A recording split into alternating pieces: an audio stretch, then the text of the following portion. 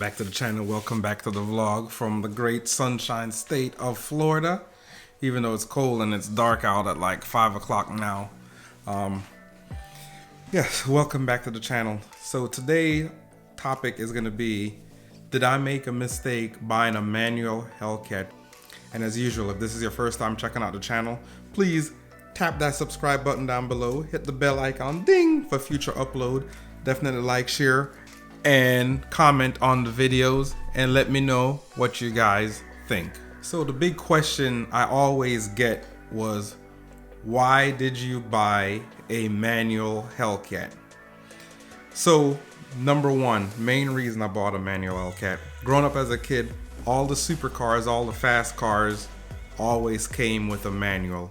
So I was like, one day if I was able to afford a really good car, or a car that I really dreamt of, I'm going to get a manual.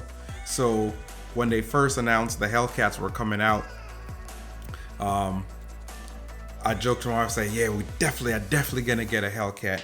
But then when they were about to come out, they were like, okay, they're gonna be dealer markups and everything like that. So that extra 10 to 15K put it out of my price range. And so I was like, I definitely cannot afford a Hellcat at that price. But just by the grace of God, one day I was getting ready to deploy. The family was gone, so I couldn't go. So I was just went to my dealership, and they so happened to have a Hellcat in a manual in stock at the dealership. And they didn't charge me the dealer markup. They had it on there, but they didn't charge it to me, the extra 15K. So I bought it $500 under sticker price in 2015 when they came out. So mine's a 2015, so that's the price that I paid for it back then. Of course, you know, my dealership took care of me, and it's a new dealership, new owner, and they still take care of me to this day. And good thing it was a manual. So I got it. I love the manual. Driving it, I think a manual car is fun to drive. So before I got this car, I've never been in the drag racing scene. I've always been on streets in Philly and New York. You know, the Broad Street in Philly, the Cross Bronx Expressway, the Deegan in New York. So I've always been about street driving. And if I was gonna drive on the track, it was gonna be like the road course stuff. And of course, with that, to me, a manual came in, how you say the word, came in handy. Or as the best bet was, you know, I could rev it up, I could downshift, all kind of stuff like that. So that's why I really got the manual. And I love the manual Hellcats until recently I got into drag racing.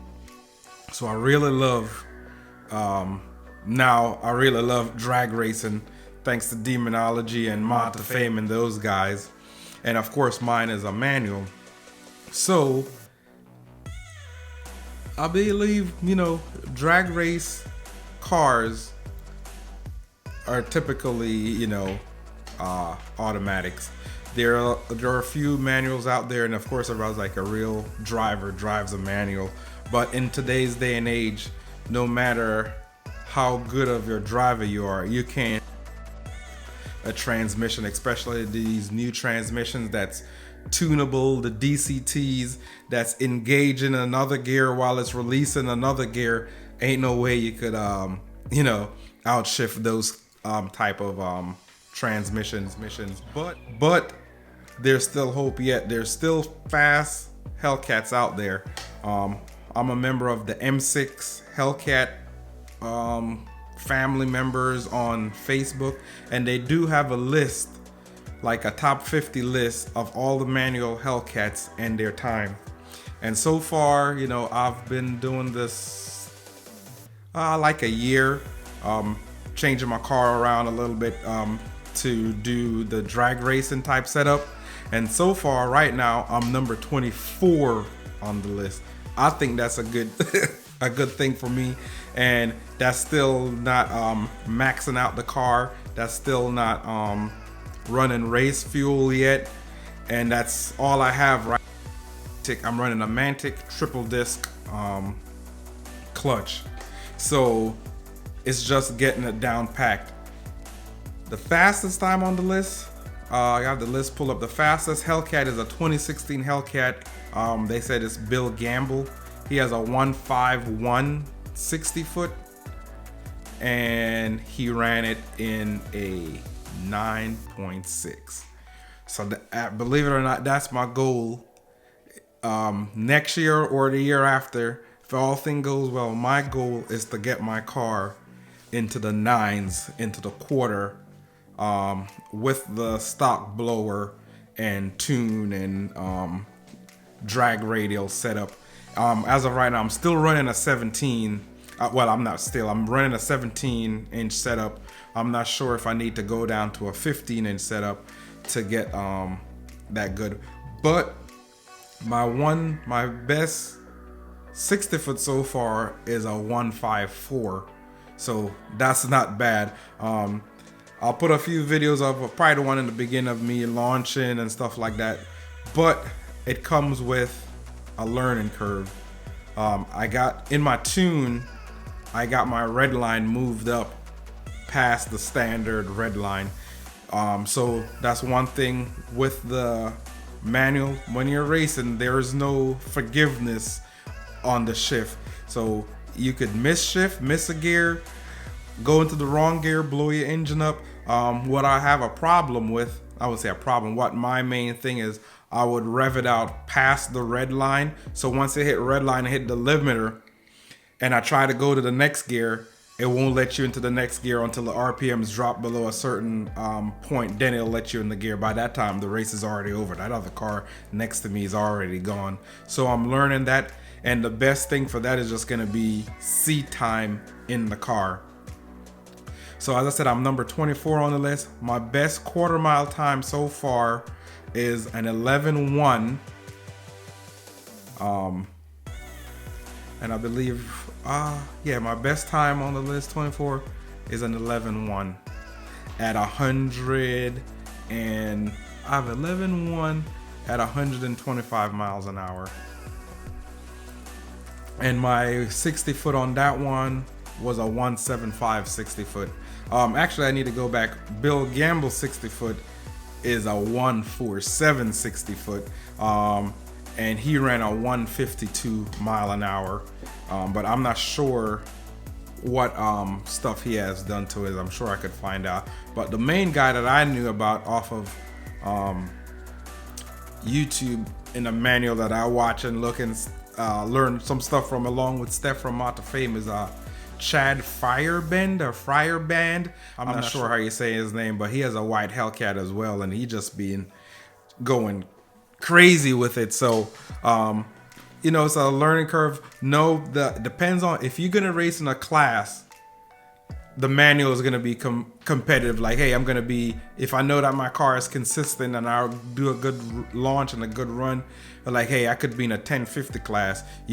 I think it'd be good for like grudge racing and classes like that. But if you're trying to go out and set the fastest times, just trying to win races, a manual probably isn't gonna cut it unless you put $20,000 to $40,000 in a manual transmission, and at that point I'll probably just buy a different car that's faster in an automatic, because that's just a transmission alone, and then everything else that goes with that. So to sum it up, at the end of the day, I do love my manual. I still love it. I said, if you want to go dedicated to the drag strip, a manual probably isn't the way to go. But day-to-day driving, just revving on people, road course, just being on the street, a manual is mean. I don't think there's nothing better than a manual on the streets. That's just the way to go on the streets, is a manual. But for drag racing purposes, unless you're gonna stick in a certain bracket or class, it's not the way to go if you want to be the fastest. You can get there, but it's just going to be a lot of money. And also, it's every time it's going to be dependent, because it's going to be dependent on you getting to the rev limiter, you changing gears. You just don't have an automatic transmission to automatically do it for you. So you have to be the brains in that operation. So a manual Hellcat is definitely a fun car to have. A fun car to have on the streets. If you don't want to be a serious drag racer, it's also a great car on the drag strip. You know, you're just gonna have to get that seat time in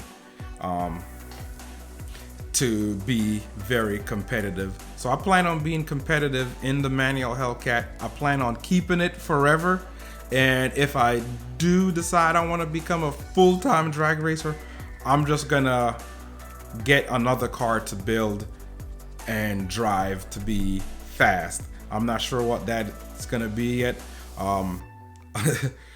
It may be another Challenger, but I don't want to have two Challengers. Chargers, I'm not sure, or it could even be a Mustang. You know, you could build a fast Mustang for cheap, and they're light. So manual is for fun. Automatic win races on the drag strip, but you can also win races on the drag strip in a manual if you know what you're doing. So I'm practicing, getting that seat time in. You guys have been on the journey with me so far, you know, from show to being pretty. Now it's gonna be pretty and fast and competitive on the drag strip.